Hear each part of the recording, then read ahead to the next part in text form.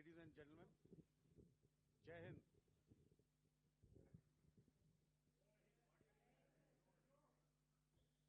Uh, Welcome to this special press conference on Operation Sindoor. We will begin with opening statements by the three senior officers to my right here, who have been directly overseeing operations during Operation Sindoor. We have Lieutenant General Rajiv Ghai, Director General Military Operations, who will cover the aspects related to land domain. Air Marshal A.K. Bharti, to his right, Director General Air Operations, will provide insights on the air domain. And to my right is Vice Admiral A.N. Pramod, Director General Naval Operations, who will cover aspects on maritime domain. Following their briefings, we will move on to the question answer session. I now request the DGMO to commence the opening brief. Thank you, Sandeep. A very good evening to all of you, ladies and gentlemen. You are all by now familiar with the brutality and the dastardly manner in which 26 innocent lives were prematurely terminated at Pahalgam on the 22nd of April. When you combine those horrific scenes and the pain of the families that the nation witnessed with numerous other recent terrorist strikes on our armed forces and defenseless civilians, we knew that the time had arrived to make yet another compelling statement of our resolve as a nation. Operation Sindoor was conceptualized with a clear military aim to punish the perpetrators and planners of terror and to destroy their terror infrastructure. What I do not state here, of course, is the often stated determination of India and its intolerance to terror. It set into motion a very diligent and microscopic scarring of the terror landscape across the borders and the identification of terror camps and training sites. The locations that emerged were numerous, but as we deliberated more, we realized that some of these terror hubs were now bereft of any presence and had preemptively been vacated, fearing retribution from us. There was also a term of reference and our own binding, self-imposed restriction to target only terrorists and thus prevent collateral damage. There were 9 camps that you are now all familiar with, which were confirmed by our various intelligence agencies to be inhabited. Some of these were in POJK, while there were others that were located in the Punjab province in Pakistan. Nefarious places such as Muridke, the hub center of the Lashkar-e-Taiba, has over the years bred infamous characters such as Ajmal Kasab and the likes of David Headley. What followed was a careful scrutiny of each of these sinister locations, their layout, configuration, even the type of construction in each structure, and the terrain obtained around these.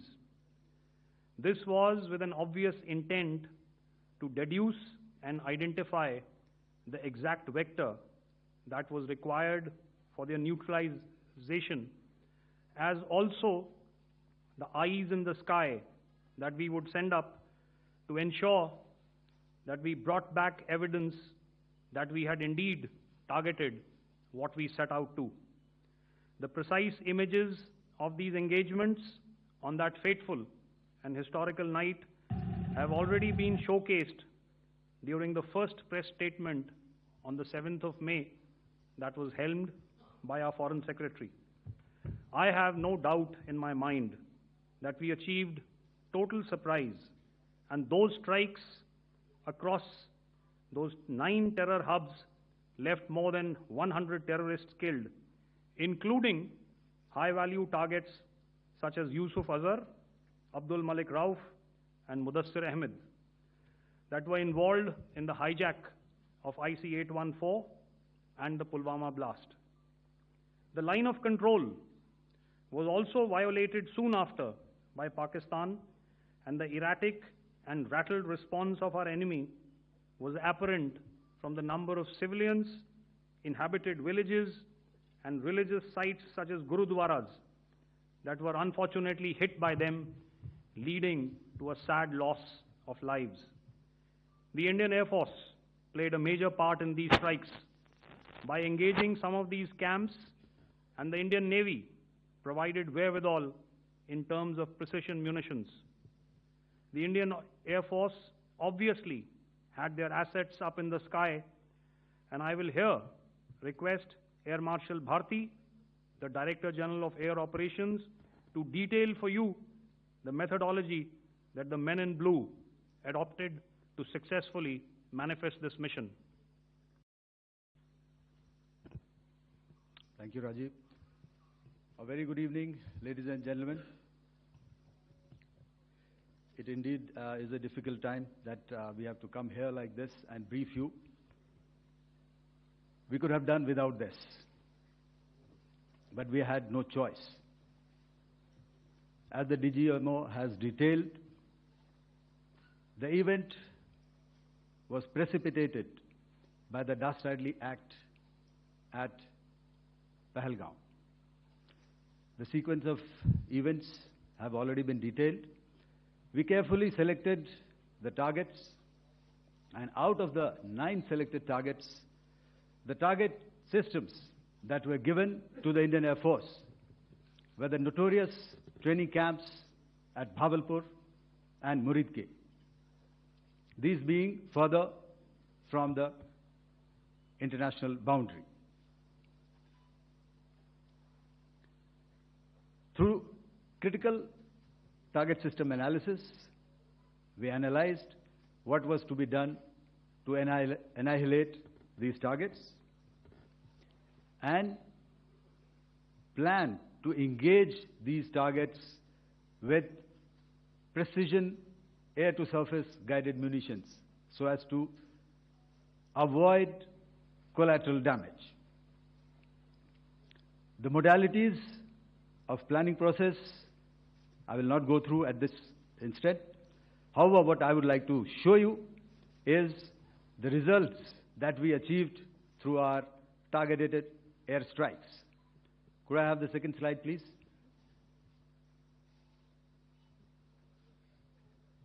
Yeah, change, please.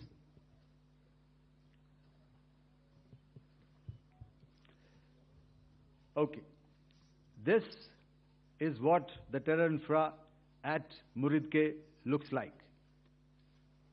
If you see, north is as indicated, and to the right is east, where the international boundary lies. Could we have the next slide, please?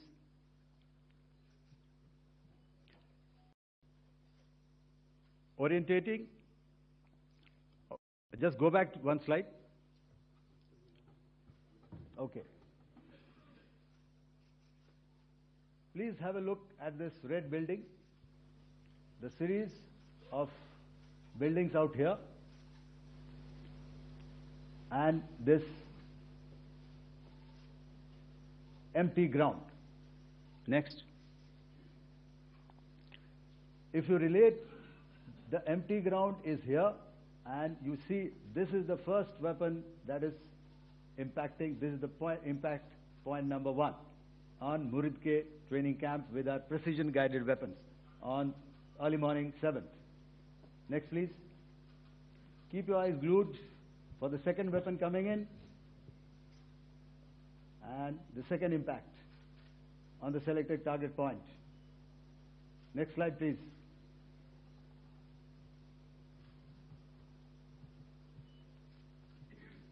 Third weapon, third impact.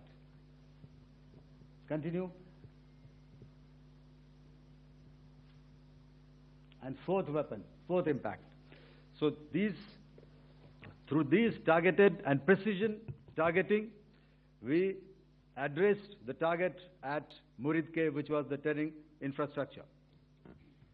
Can you hear me? All right. Okay, I'll come closer to the mic. Now we go to the next target, which is the Bhavalpur training camp. Next slide, please. Okay, just wait. So the effect, if you see, the impact point, if I can point out, this is the impact point. The ammunition has gone through the roof and it has created a blast inside, the photographs of which you would have, all of you would have seen. And the red building, after that, there was this double-story building. It has been completely decimated by precision targeting. Next, please. The target system, which was in the north, a series of buildings. I'll show you how it looked. Next. Completely destroyed by our precision targeting. Next. Now coming to Bhavalpur, this is the target complex that we are dealing with, a fairly large target complex. So we had to carefully choose the points that we needed to address, which were high value and which would meet our stated objectives of eliminating the terrorists. I would like to draw your attention to this red canopy, and in relation to that, I would cover the targets. One target system is a series of buildings here, other one here, and other one out here.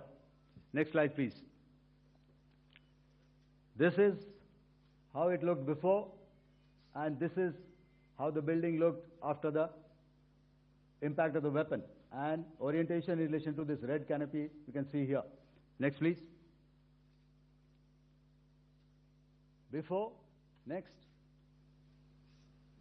and after. The roofs have completely collapsed. Next. This is the target system. Next. Precision targeting, and we have achieved our objectives here. Next. All right. So that was what we did on the 7th. Our objective was to address these two terrorist camps, and that we did with precision. And thereafter, we maintained a robust air defense posture, because remember, our objective was to target the terrorists and terrorist infrastructure, not any other infrastructure, not the Pakistani military, not the Pakistani any other infrastructure. So that is what we have maintained on the 7th of May. However, what we saw in the evening of 7th of May, we were saturated with a raid of Pakistani unmanned aerial vehicles and small drones. And these came in waves in our civilian areas, over our military installations, and all of them were successfully intercepted. Few of them did manage to land. However, there was not much damage that they did. And we have our robust counter-US hard kill and soft kill systems which did the job. However, the difference here was that we had targeted the terrorists. The adversary now has targeted our civilians and the military infrastructure. So it had to be responded to. So in a quick and calibrated response, that very night, we struck their radar installations at Lahore and close to Gujranwala, the LYT installation, to indicate to him that we are ready, yet we do not want to escalate. Our fight was with the terrorists and not with the Pakistani military establishment. Thank you. Thank you.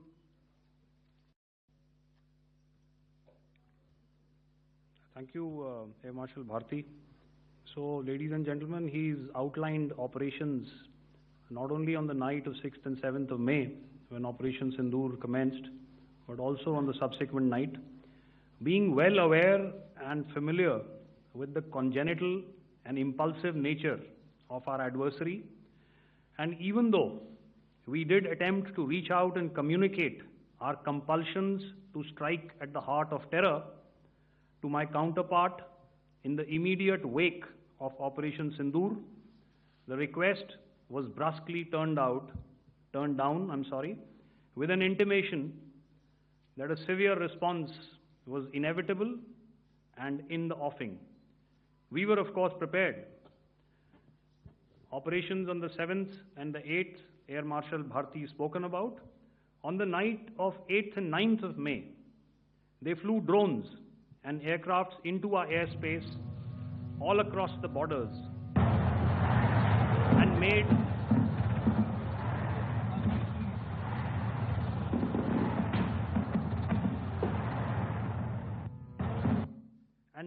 largely unsuccessful attempts to target numerous military infrastructure.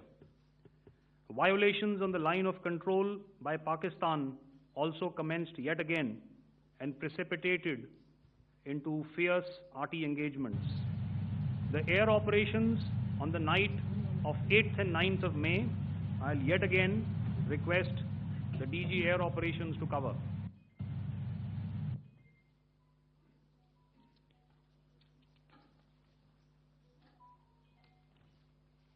So I just covered what happened on the night of 7th and 8th.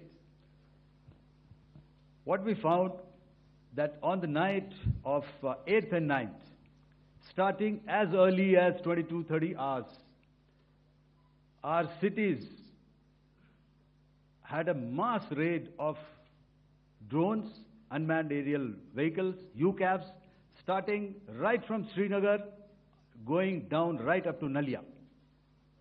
It was a mass raid in waves, and it was relentless. However, we were prepared, and our air defense preparedness ensured that there is no damage on ground or to any of the intended targets that the enemy might have planned for. The difference between 7th night and 8th night was that on 7th night, he sent in his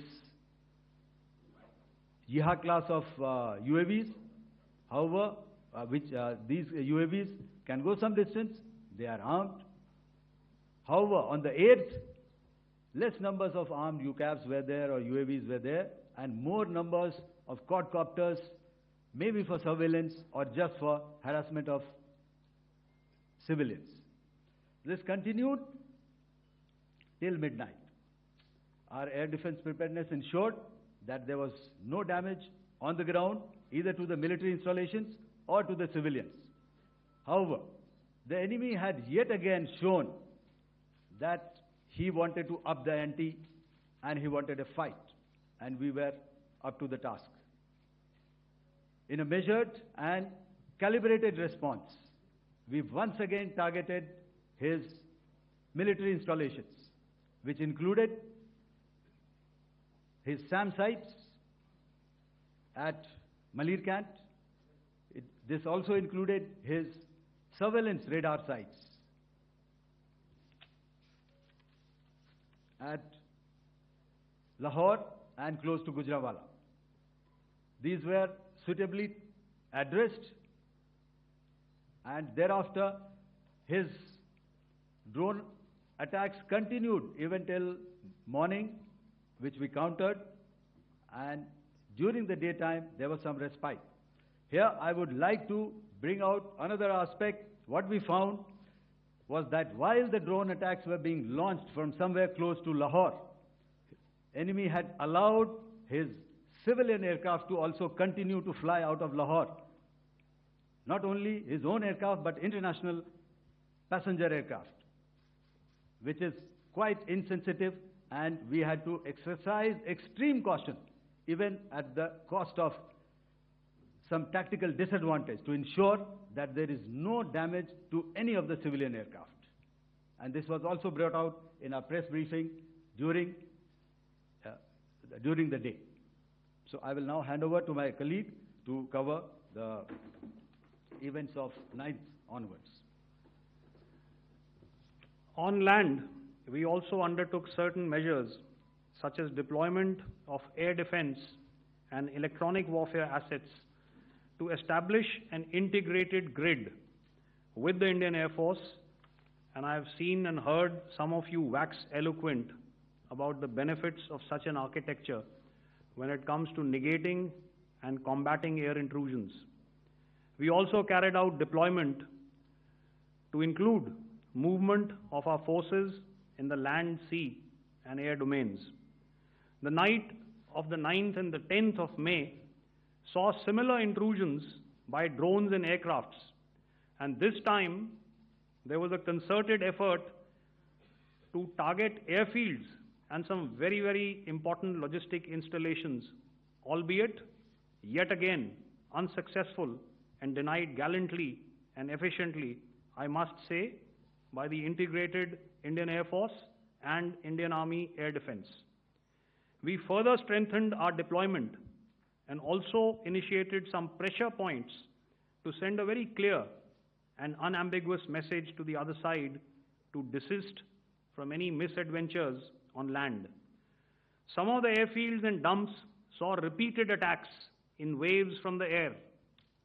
All were thwarted.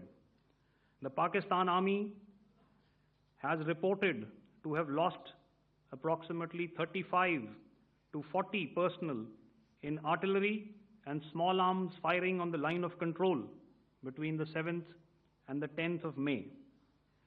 What the other side had probably also not reckoned with was the speedy and precise turnaround and hit back by the Indian Air Force.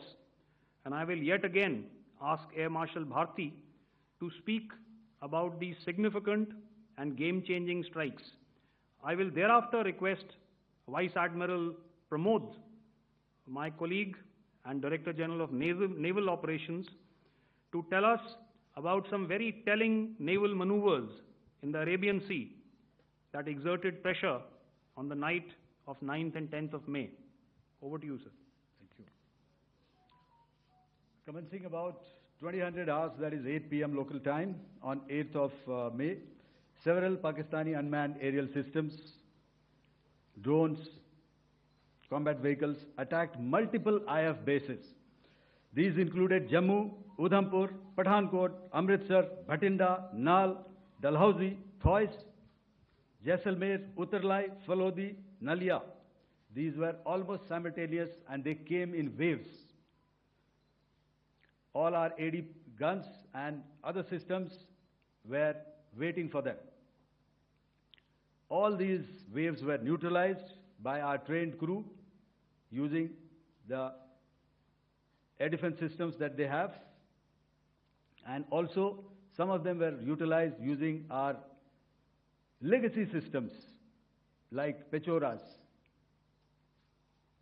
and IF Summer, which we have recently acquired.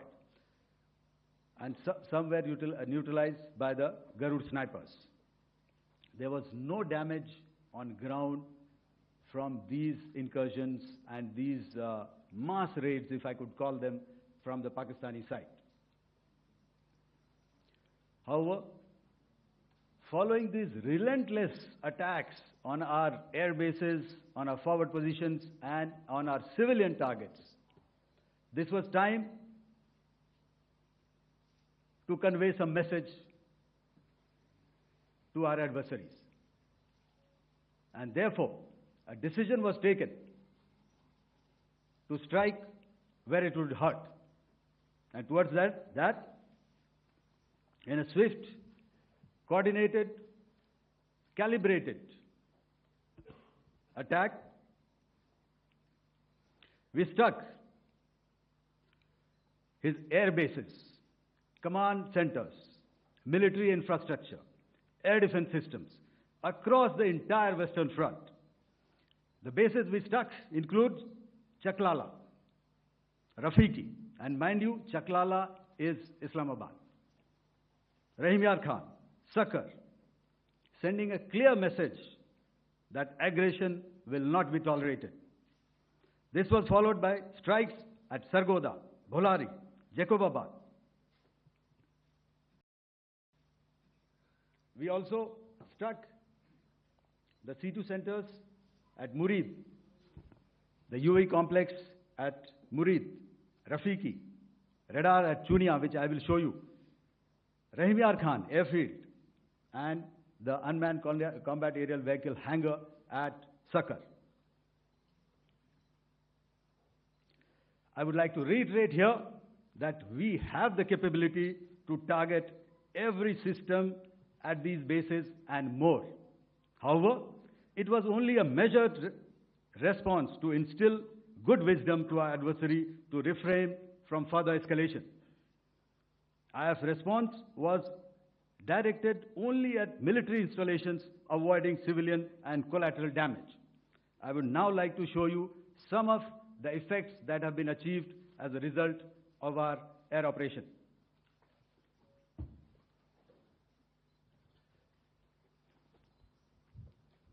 Here is the Pasrur air defense system, if you could see. Zoomed up view, this is the radar mounted on a high tower. And after the strike,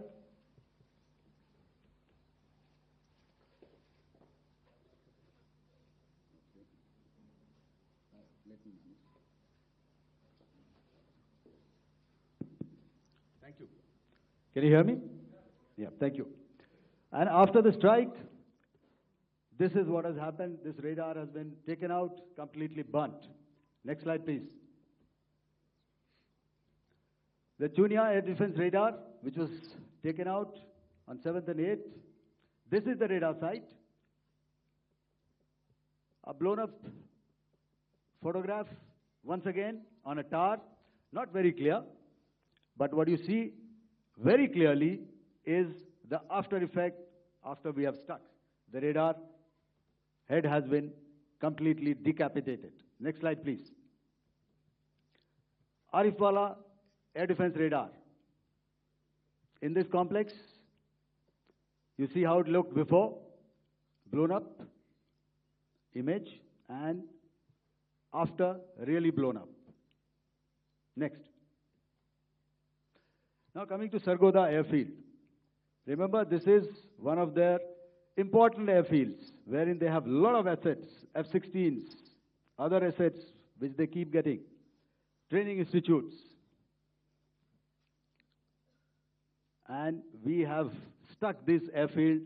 It is not, if you zoom in here, then one impact point here on the runway and second impact point of our weapon, precision weapon on the runway. And if you see this blown up, repairing going on. Same here. Next. Rahim Yar Khan. This is the area we have struck. A deep strike out here and one complex here. So this is how it looked before, and same.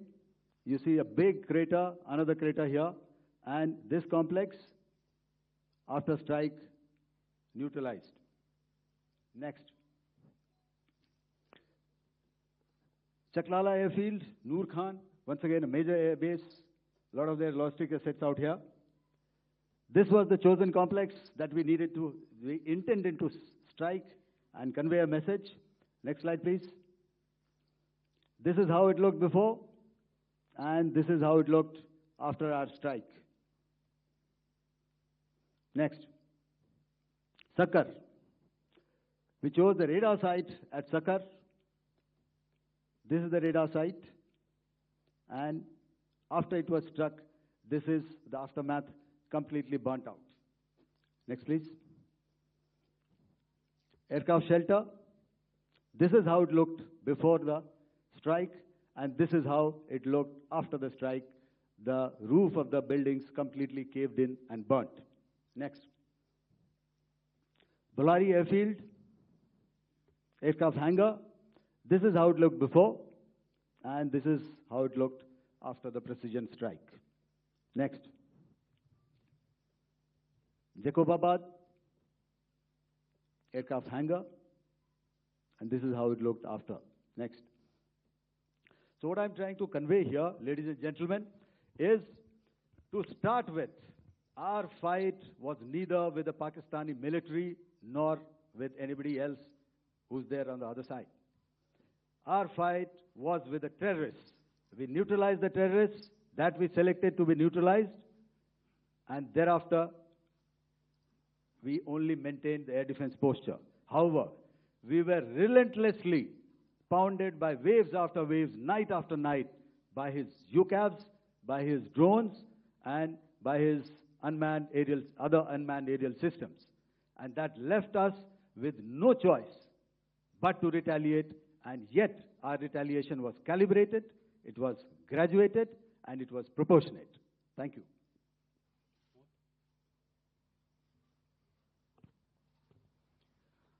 Good evening, ladies and gentlemen.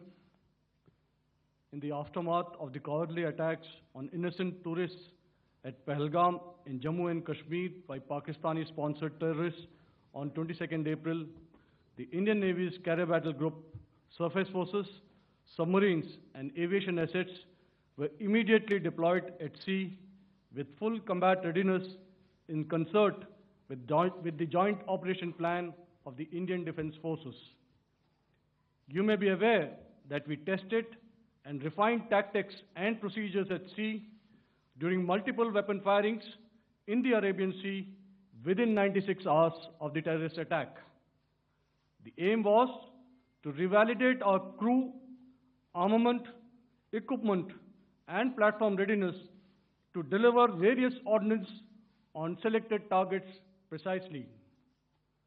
Thereafter, our forces remained forward deployed in the Northern Arabian Sea in a dissuasive and deterrent posture with full readiness and capacity to strike select targets at sea and on land, including Karachi at time of our choosing. The forward deployment of the Indian Navy compelled Pakistani naval and air units to be in a defensive posture, mostly inside harbors or very close to the coast, which we monitored continuously. The Indian Navy maintained seamless maritime domain awareness throughout the duration and was entirely aware of the location and movement of Pakistani units. In effect, we had and continue to have good battle space transparency using our maritime domain awareness grid. As you are aware, our response has been measured, proportionate, non-escalatory, and responsible from day one. Accordingly, the calibrated approach considered all options, including the ability of the Indian Navy for offensive action from and at sea.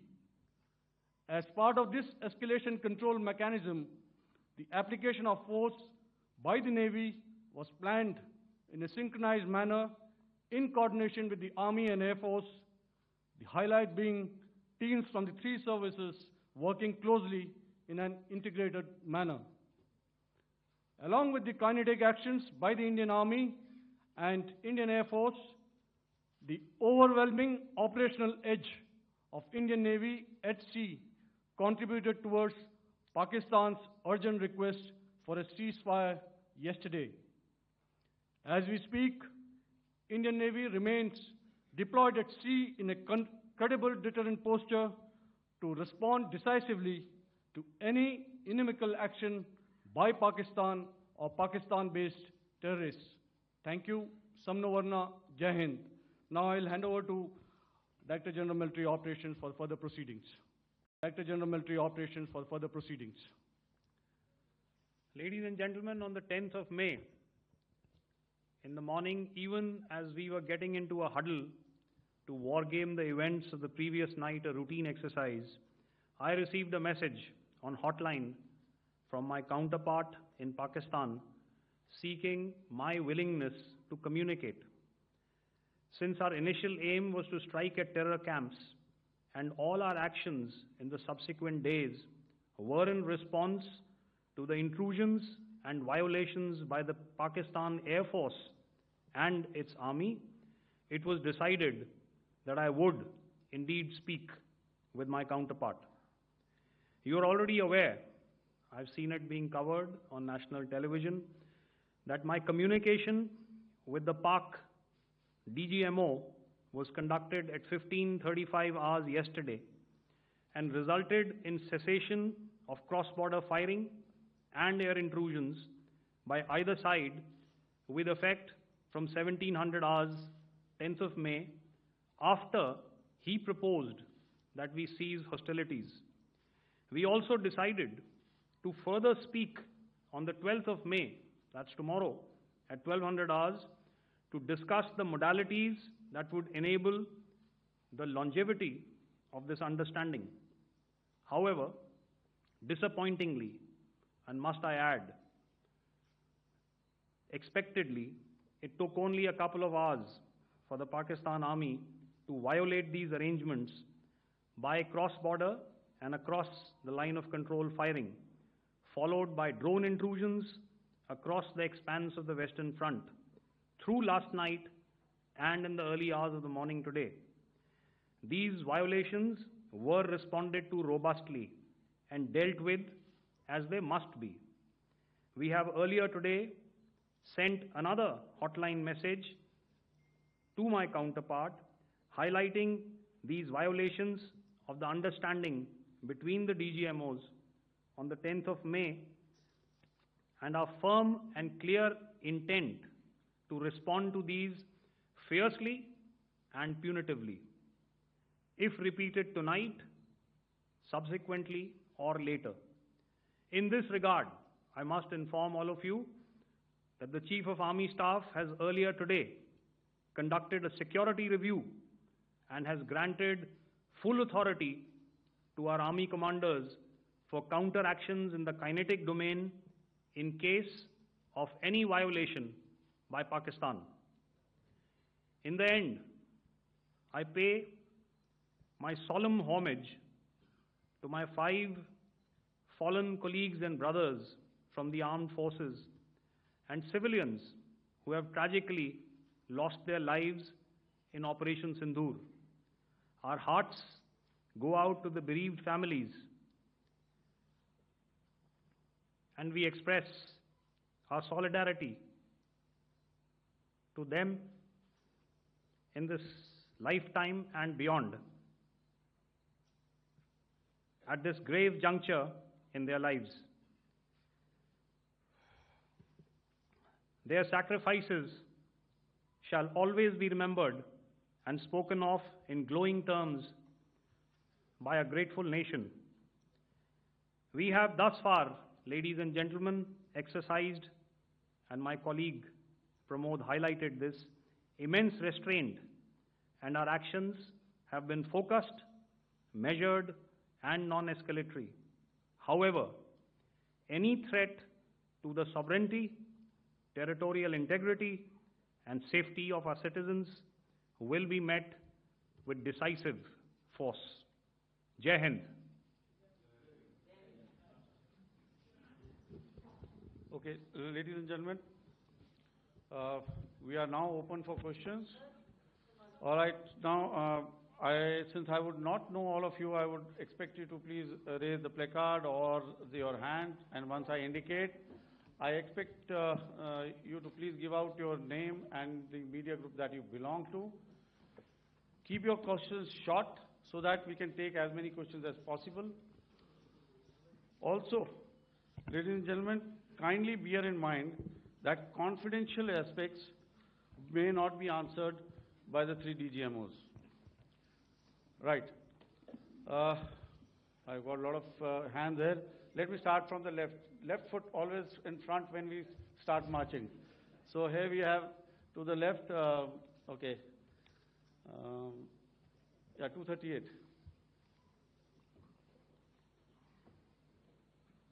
Hello. So this is Manas Pratimugyan from PTI, Press Trust of India. So the understanding that was reached yesterday on stopping the military operations and actions, was it for just 3 days? And what would be the cost escalation if there is violation of this understanding by the Pakistani side? And my subsequent question would be that we have a kind of ceasefire agreement with Pakistan that was finalized in 2003. So will there be some kind of similarities in frameworks between the two kind of understandings, 2003 ceasefire agreement and the current understanding on stopping military operations? And again, what are the costs that will be incurring on Pakistan if Pakistan again resorts to this kind of terrorist activities, because we have made it very clear that the cost will be very high. So I would like to have your thoughts on it. Okay, so I'll answer the latter part of the question first. I also want to add that while the initial ceasefire agreement, as you correctly pointed out, is of the 2003 vintage, but I must remind you that in 2021, in the month of February, and this was then when the crisis in eastern Ladakh was also on, the two DGMOs had spoken and arrived at a ceasefire understanding that lasted right up until this unfortunate attack at Pahalgam. Once our Foreign Secretary had announced the decisions of the CCS in the immediate wake of that attack, he had announced certain measures, and then of course Pakistan had in turn made its own announcements. Since then, there have been certain violations of this ceasefire understanding, and of course after the 7th of May, like I pointed out during my statement, that there have been numerous violations on the line of control especially, and of course along the international boundary by the Pakistan Army and the Pakistan Air Force. This understanding that we spoke about yesterday, no, it was not for 3 days. It was first to stop aggressive and hostile activities immediately, let that order and direction settle down for about 36 hours, and thereafter discuss modalities, like I said, to ensure its longevity. That is tomorrow, on the 12th of May. But unfortunately, we had a violation starting at approximately 1900 hours last night. And we've sent a communique, like I said, to the Pakistan Military Operations Directorate, and we will await as to what happens tonight. All right. The cost escalation, I'll leave it to your best imagination. I've already said that the response will be fierce and punitive. Now, the right foot forward. Yeah. 160.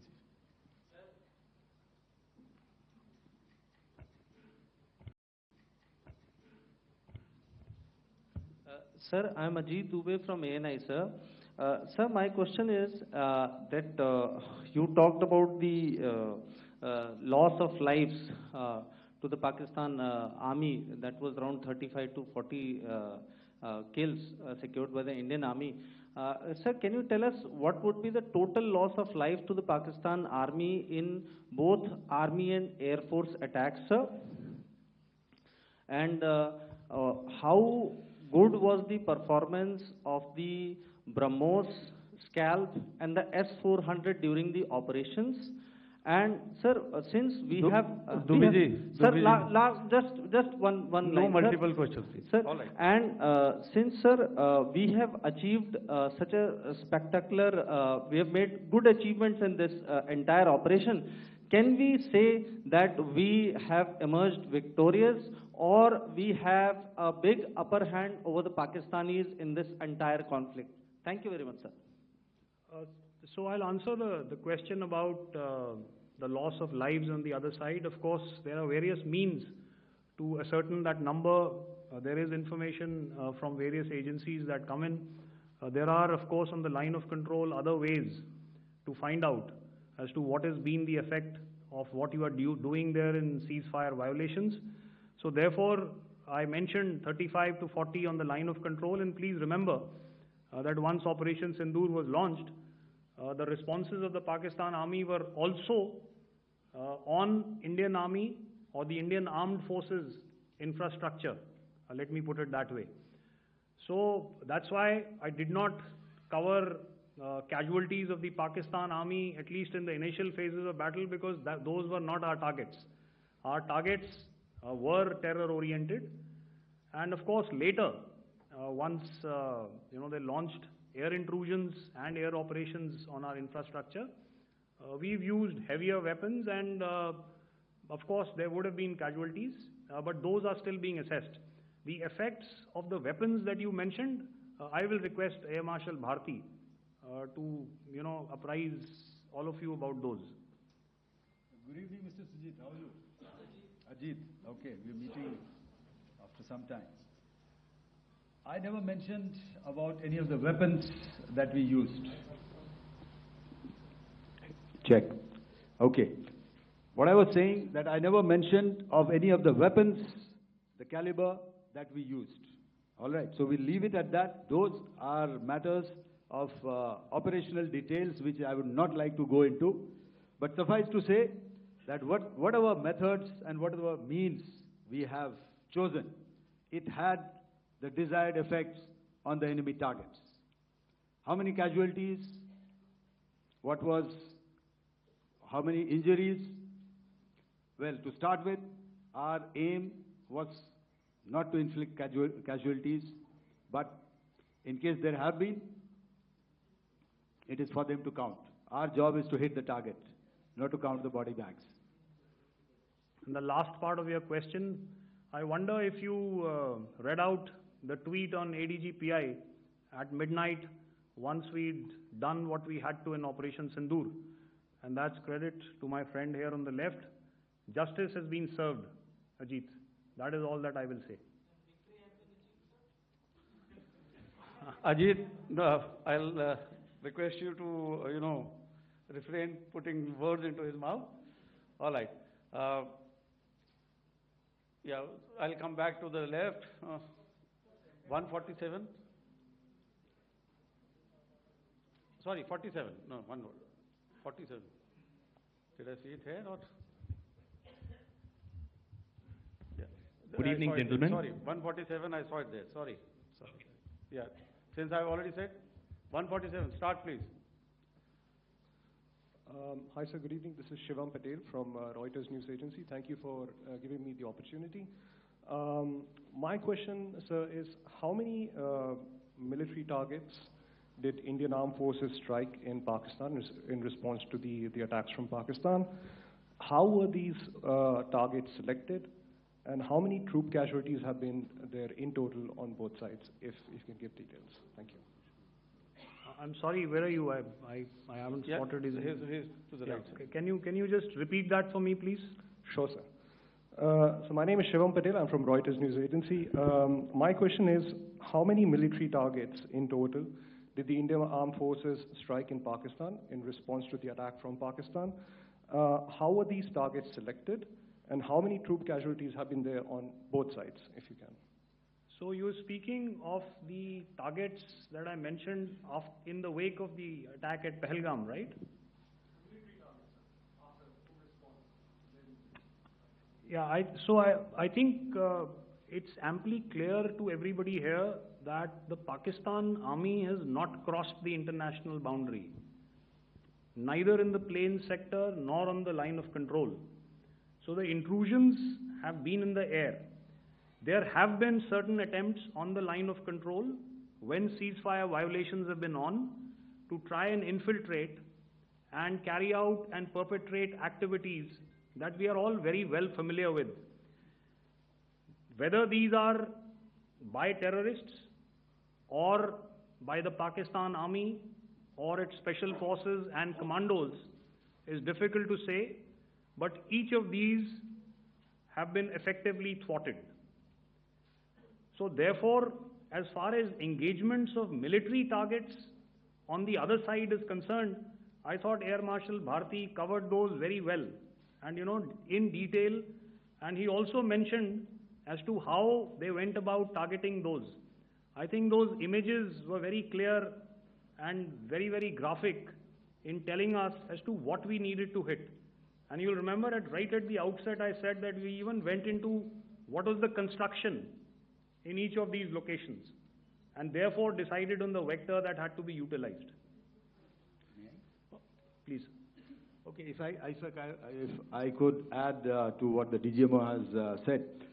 I have already detailed the targets. Now, whether it is X numbers or Y numbers is that is immaterial.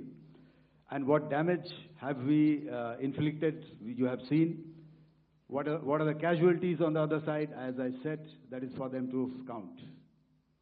As far as we are concerned, from the air defense side, if they had a choice, they would have definitely come in. They are fighters, there are more numbers of UCAVs. It is not that they did not intend to come in. It is only that our robust AD posture prevented them from coming in. So that must be known, and that must be realized by all the audience here. Yeah, I'll come to the left now, 24.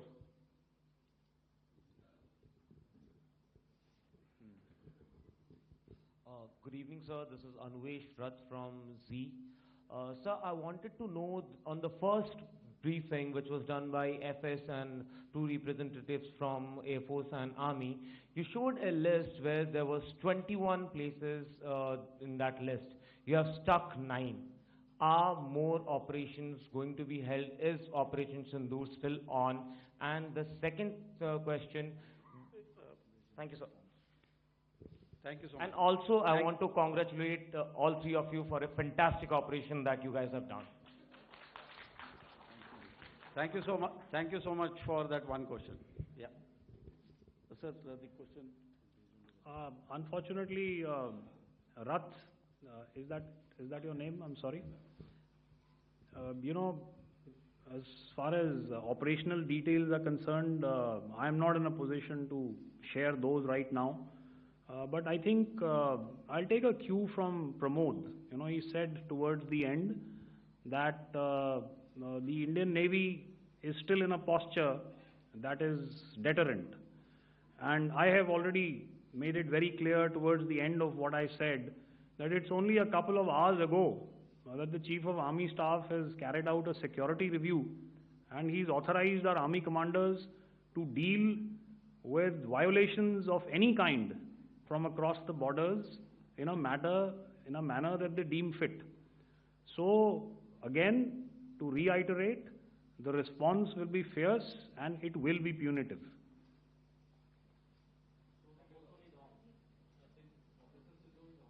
Yes. 163.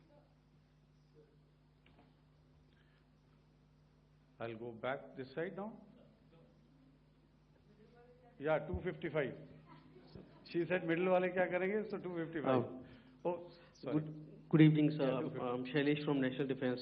Please allow me, first of all, to pay my gratitude for protecting us Indians.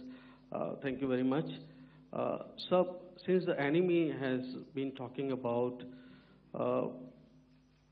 taking down our aerial platforms, it would be deemed fit in case we can reveal that we have taken down their fighter jets. What could be the number? Though you said that they may be not good to reveal the platforms, but since this has come from various quarters in Pakistan, so I believe that we need to answer, in case if you can, sir, if you may allow. The question is for me? Yes, sir. Okay, and if I get it right, you want to know how many of their planes we have downed? Yes, sir. Yes, sir. All right. See, as I said, their planes were prevented from coming inside our border. All right. So we do not have the wreckage with us, but definitely we have downed a few planes. Numbers, we would not like to hazard a guess out here. Okay. I have the numbers, okay, and we are getting into the technical details of it to establish it. So I would not like to put a figure at this time, but definitely there are losses from their side which we have inflicted. Were they, please don't ask were they four generation plus, sir? See, Sir, you're putting words into my mouth. Why do you Sir, say fourth generation? Let us make it high tech. Thank you so much. All right.